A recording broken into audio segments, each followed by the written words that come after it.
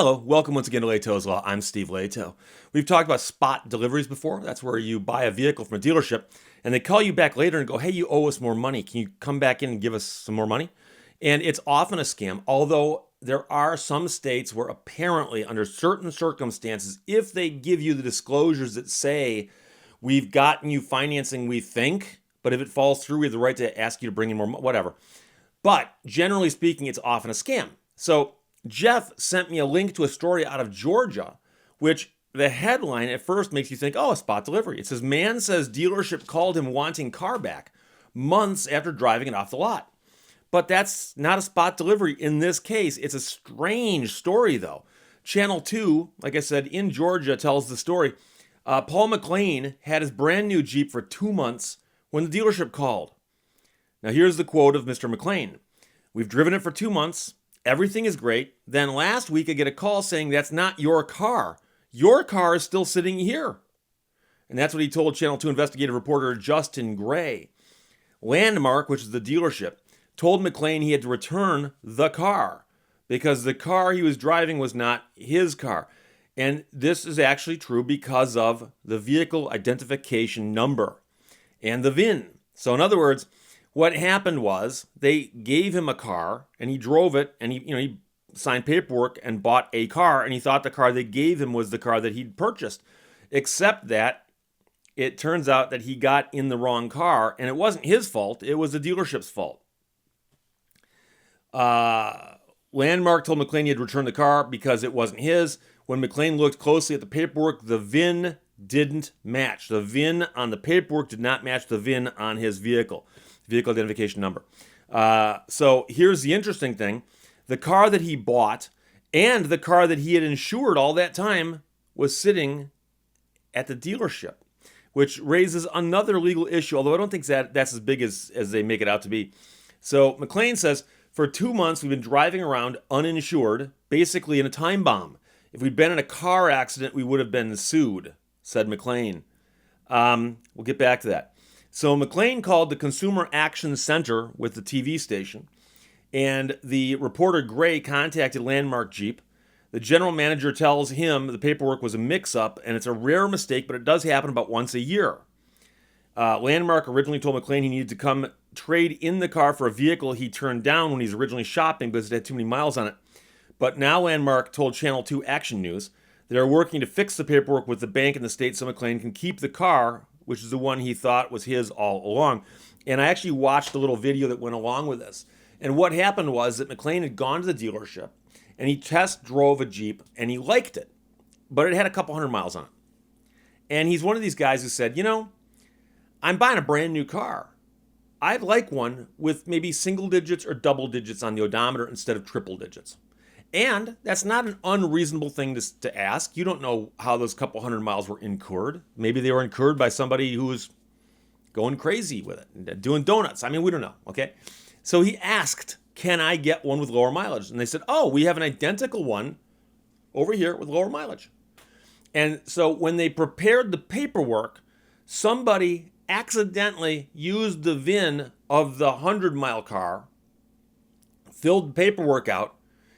He looked at it, read the paperwork, and signed it, and then got in the other car with the lower mileage and drove off, and everybody was happy for 2 months until somebody probably did a lot inventory or some kind of audit, and they discovered, wait, we've got a vehicle here that we're not supposed to have here, and we're missing a vehicle we're supposed to have.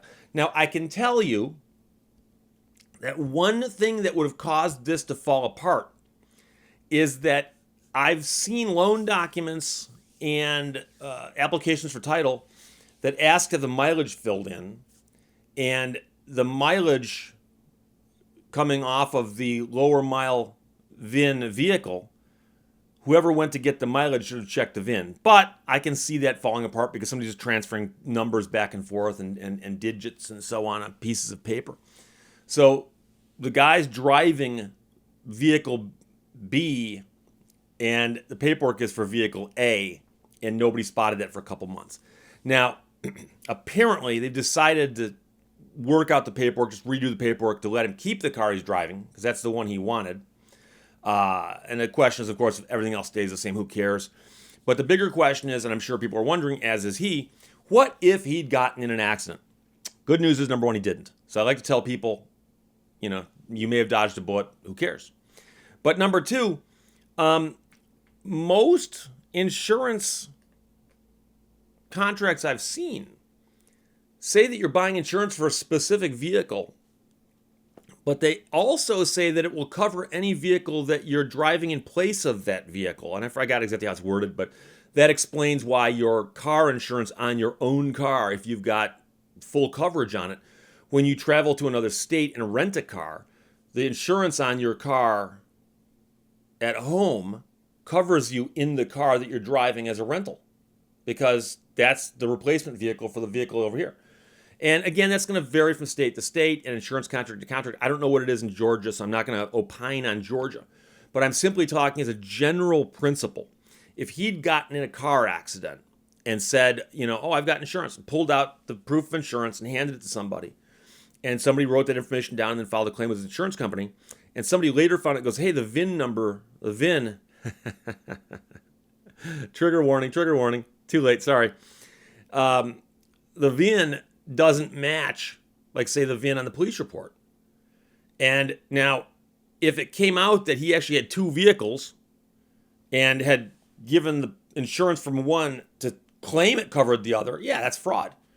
But if this is an honest mistake made by everybody, and this is the only vehicle he's driving and he intended to buy the insurance for it, I can see the insurance company paying that claim, or at the very least, him being able to defend that one and get away with it in court.